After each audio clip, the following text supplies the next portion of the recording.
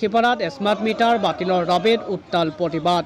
বিলাসীপাৰা বৈদ্যুতিক উপ সংমণ্ডলৰ কাৰ্যালয়ৰ সন্মুখত ছাত্ৰ মুক্তি সংগ্ৰাম সমিতিয়ে সাব্যস্ত কৰে এই প্ৰতিবাদ।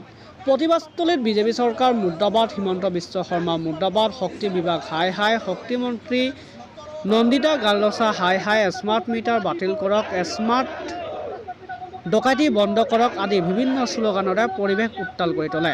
অতি শীঘ্ৰে স্মাৰ্ট মিটাৰ বাতিল নকৰিলে ভয়াৱহ আন্দোলনৰ হুংকাৰ ছাত্ৰ মুক্তি সংগ্ৰাম সমিতিৰ।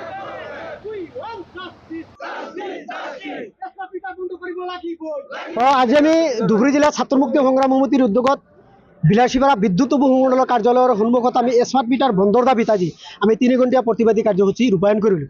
যে আপোনালোক সকলোৱে জানে যে ইতিমধ্যে অসম জুৰি স্মাৰ্ট মিটাৰ বন্ধৰ দাবীত জনতাৰ যি খবৰ উদ্গীৰণ এতিয়ালৈকে কিন্তু চৰকাৰে বুজি পোৱা নাই।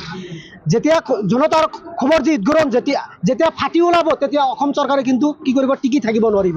গতিকে আজি আমি এই প্ৰতিবাদী কাৰ্যসূচীলৈ অসম চৰকাৰ তথা শক্তি বিভাগক আমি সকীয়াই দিছোঁ, অতি শীঘ্ৰে জনতাৰ তেজ হুই খোৱা তথা দিনতে ডকাইতি আৰম্ভ কৰা এই স্মাৰ্ট মিটাৰ অতি শীঘ্ৰে বন্ধ নকৰিলে আমি ধুবুৰী জিলাৰ সমূহ ৰাইজ লৈ আমাৰ যিটো 17 নং ৰাষ্ট্ৰীয় ঘাইপথ আছে এই ৰাষ্ট্ৰীয় ঘাইপথ আমি বন্ধ কৰিবলৈ আমি বাধ্য হ'ম।